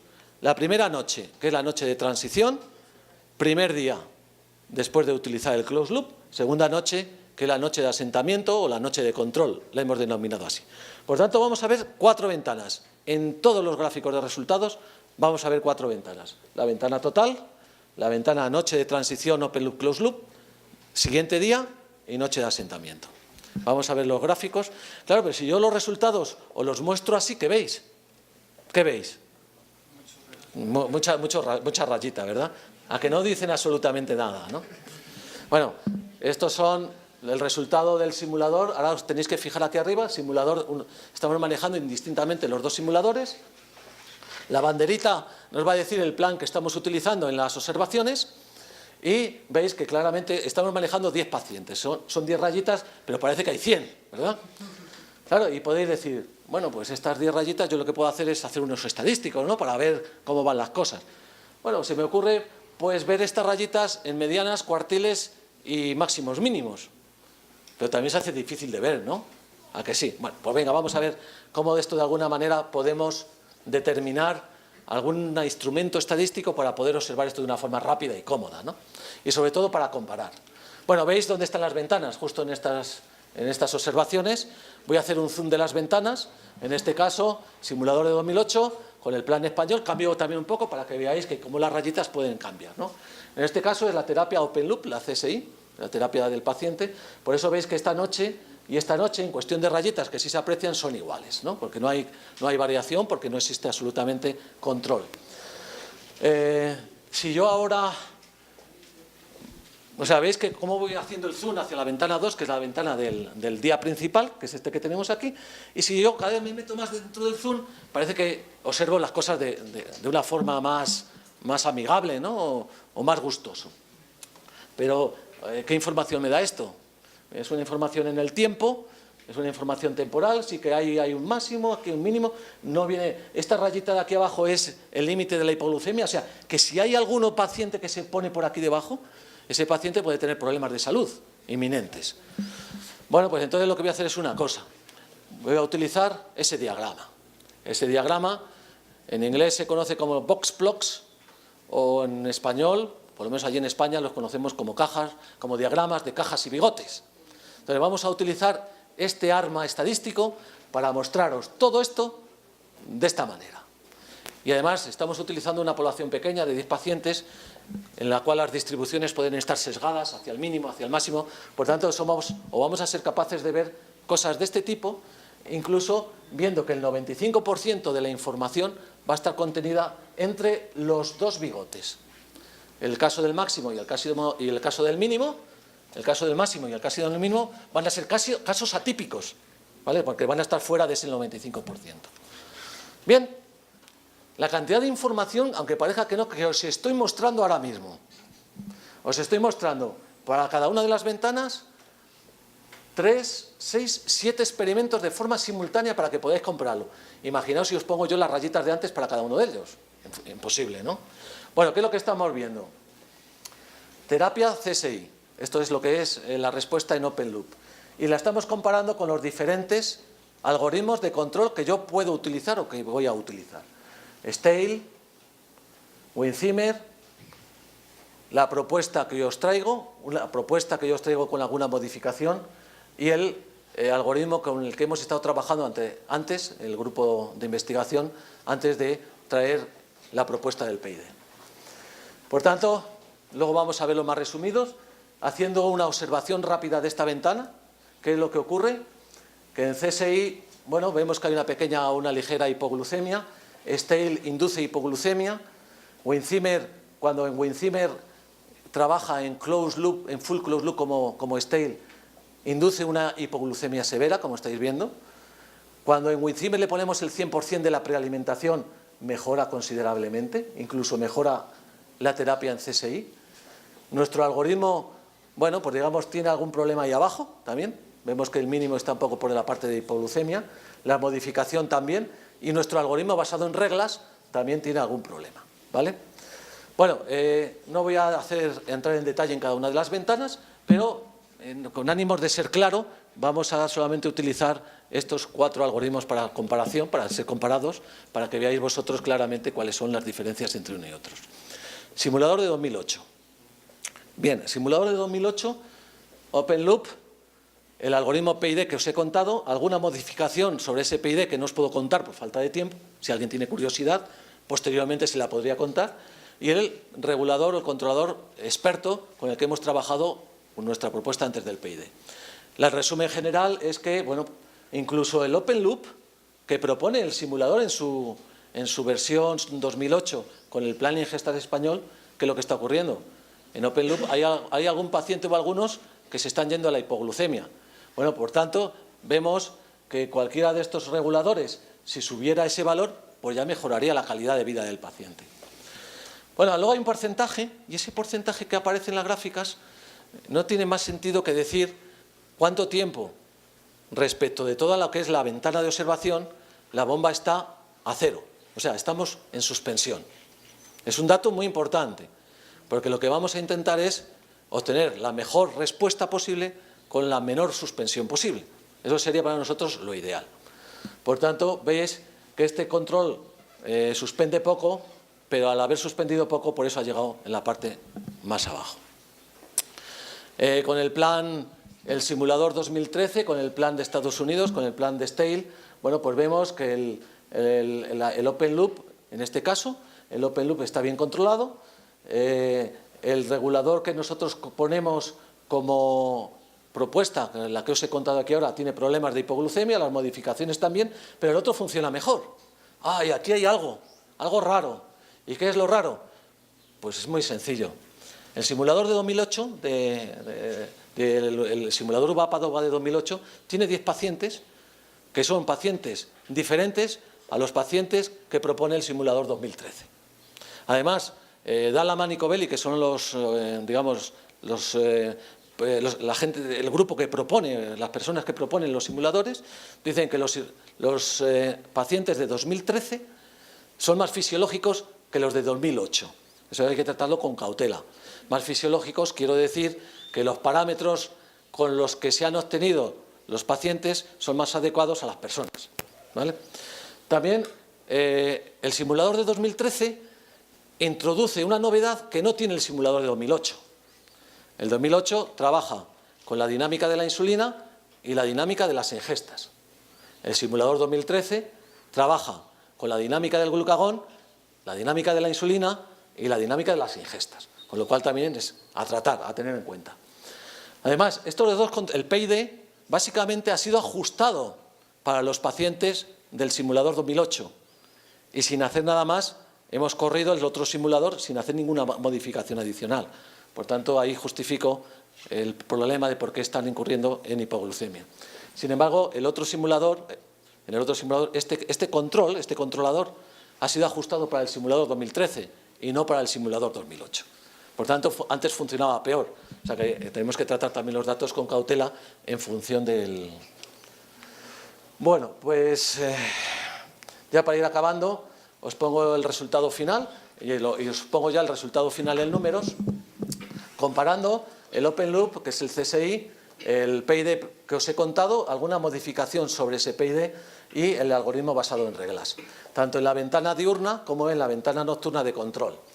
Entonces, solamente quiero que veáis los números, lo verde bueno, lo rojo malo, y por tanto la densidad de lo verde justo en el controlador PID con el asterisco, que es el que tiene alguna modificación, ve visos de cierto futuro.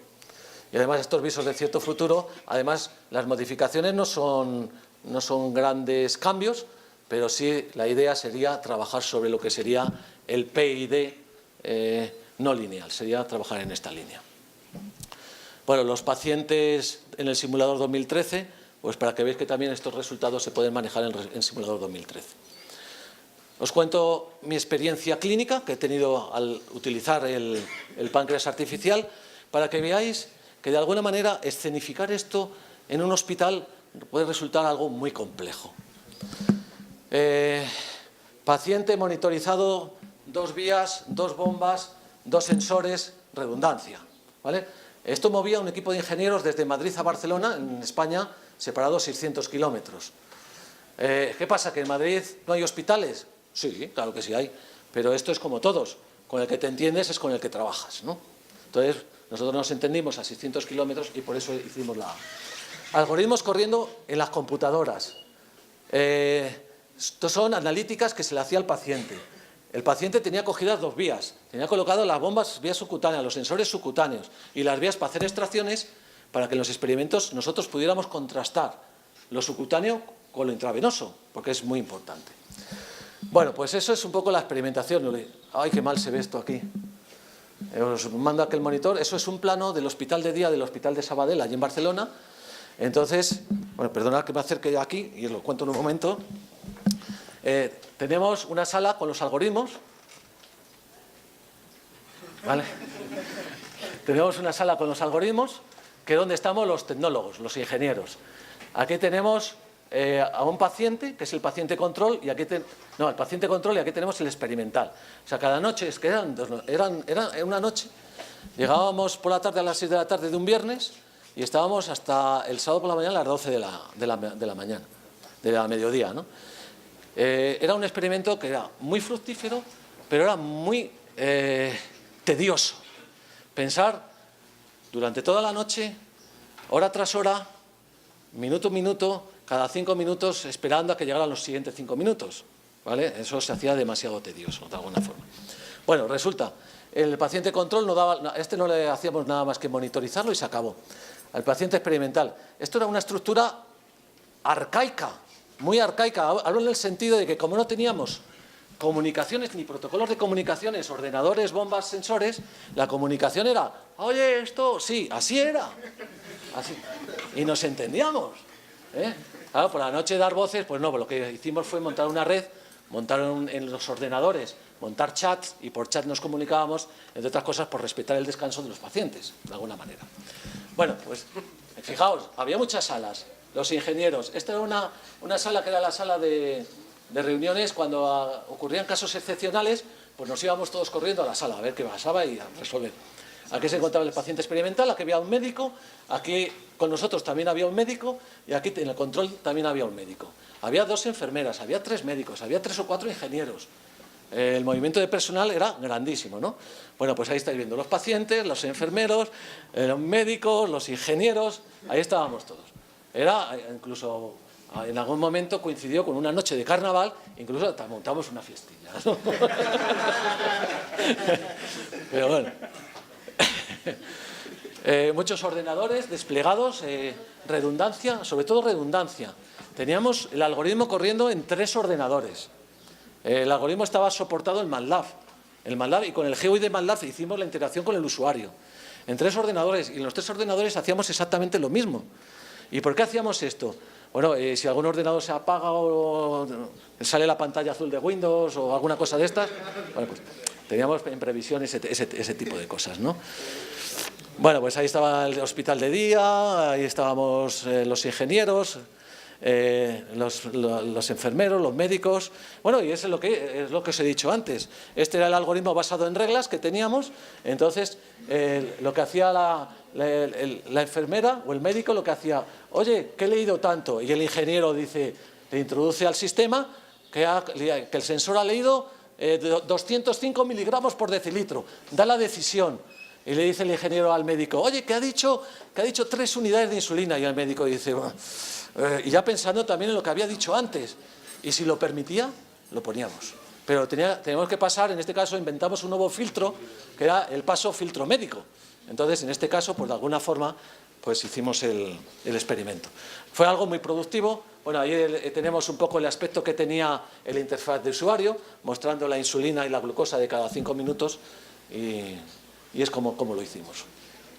Bueno, resultados del experimento clínico. Resolvimos la parte nocturna. La parte nocturna llegó a ser muy satisfactoria, pero la parte prandial no llegamos a resolverla. Cuando el sistema estuvo perturbado, por tanto, es lo que nos motivó, de alguna manera, el resultado de este experimento clínico, el abocar o el investigar sobre otros algoritmos de control. ¿De acuerdo? Bien, trabajo futuro. El trabajo futuro inmediato, que es por el camino por el que vamos a ir, es trabajar con PIDs adaptativos. en el cual ajustar las ganancias en función de algunos parámetros adicionales, pero esto es lo que más nos llama la atención. Parece ser que lo adaptativo al PID ha sido aplicado ya durante mucho tiempo. Pues esto es lo que más nos llama la atención. Os pongo algunas limitaciones del PID, pero bajo el estudio de dos autores, Hans en 2009 y Fleiss en 2008, que son, digamos, precursores de variaciones a la metodología PID, nos ha motivado para trabajar en la variante PID no lineal, que en definitiva, ¿qué hace un control adaptativo sobre el PID? Un control adaptativo sobre el PID lo que hace es coger las ganancias, las hace variar en el tiempo en función de unos objetivos. Vale, pues el NPID, el concepto es completamente el contrario. Yo dejo las ganancias del PID lineal como estaban y no las toco. Y aplico funciones no lineales sobre la parte P, sobre la parte I y sobre la parte D. Eso motiva porque, digamos, no hay trabajos que haya constancia en páncreas artificial. Este otro también tiene su atrayente. Fleiss lo que dice es que se ha inventado un PID cuya dinámica, la dinámica del error, no depende del modelo de la planta. Es lo que dice, en pocas palabras. O sea, construirme un PID que la dinámica no dependa de mi planta, o sea, que yo puedo construir un PID universal para todas las plantas. Bueno, hay que tratarlo con cautela esto, con mucha cautela, porque luego, bueno, tiene sus problemas, pero bueno, hay que ahondar un poquito más en esta metodología. Vale, pues yo de alguna forma aquí termino mi presentación. Espero no haber sido muy pesado, en algunos puntos he ido demasiado deprisa por intentar ajustar los tiempos y solamente pues he querido compartir con todos vosotros pues mis experiencias, ¿no? En temas de PIDs, en temas de control y sobre todo en temas de páncreas artificial.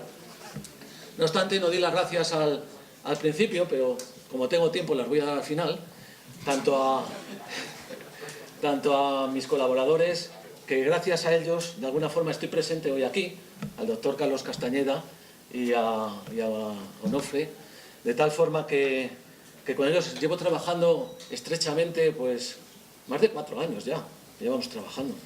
Y tenemos una colaboración muy fructífera en este sentido y yo creo que vamos a tener también colaboración para tiempo, ¿no?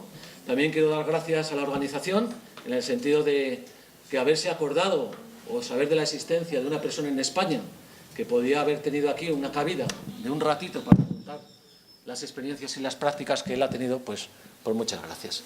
Ahora si queréis podemos entrar en un pequeño debate, preguntas, curiosidades, pero sabemos que he contado muchas cosas en muy poco tiempo y segurísimo que si os digo preguntas levantáis todos la mano a la vez, eso con seguridad. Muchas gracias por vuestra atención. Un fuerte aplauso, por favor.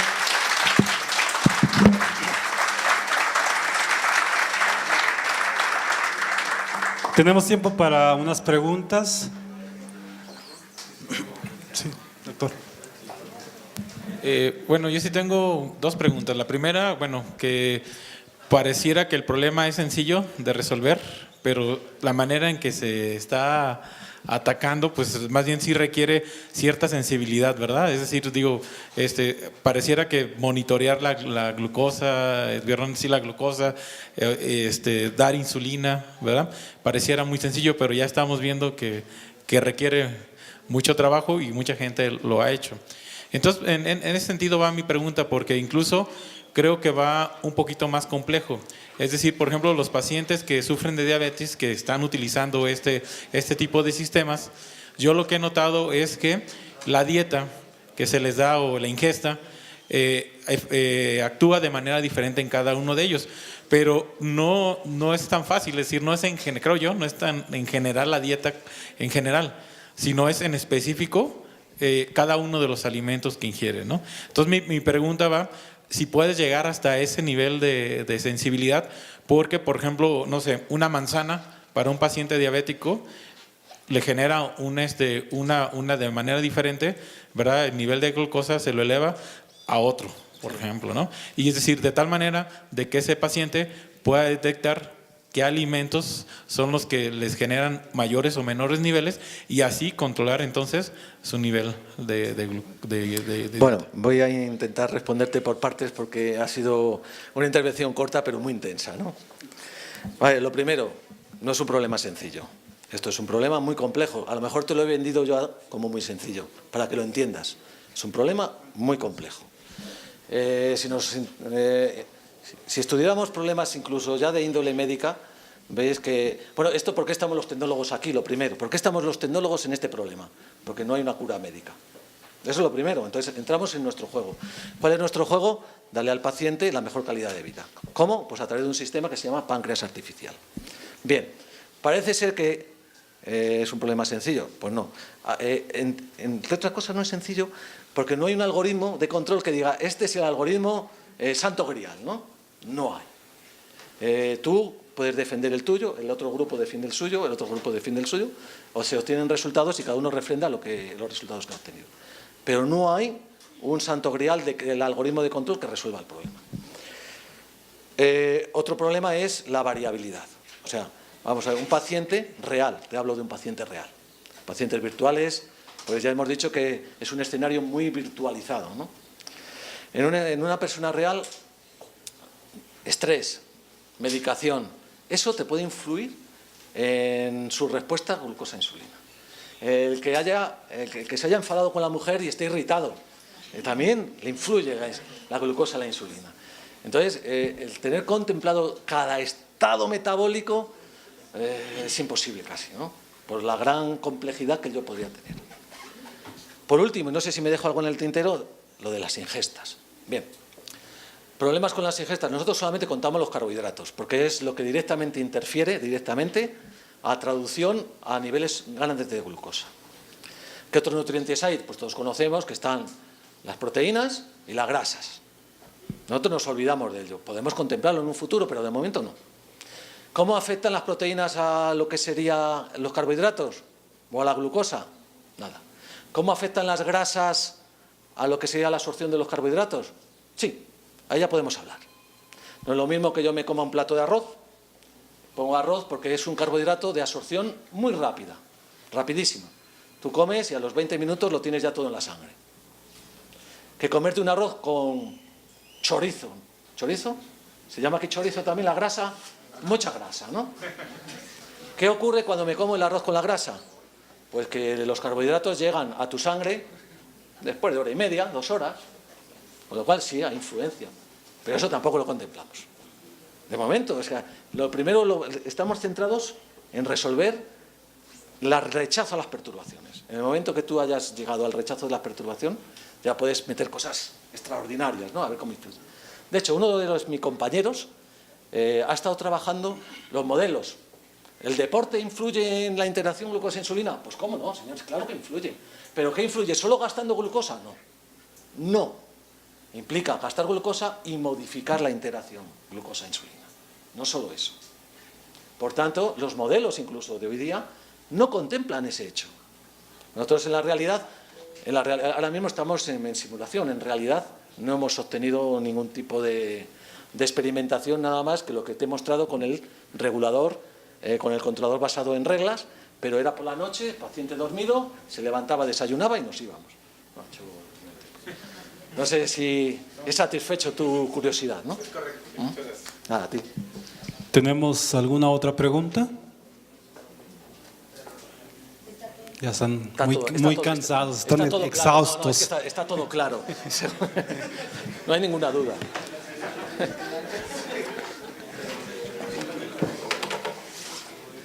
La información fue muy adecuada, muy completa. No hay más preguntas. Queremos agradecer, doctor Agustín Rodríguez Herrero. Vamos a darte un presente y también una constancia. Muchas gracias. Muchas gracias.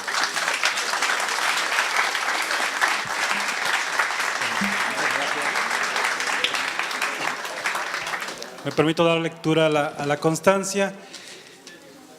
La Universidad de Guadalajara, a través de este Centro Universitario de los Lagos, otorga la constancia al doctor Agustín Rodríguez Herrero por haber impartido la conferencia magistral El controlador PID aplicado al páncreas artificial, como parte de las actividades del quinto Congreso Internacional de Mecatrónica en el marco de la Universidad Internacional de Verano 2017. A nombre de nuestras autoridades, muchas gracias por su ponencia.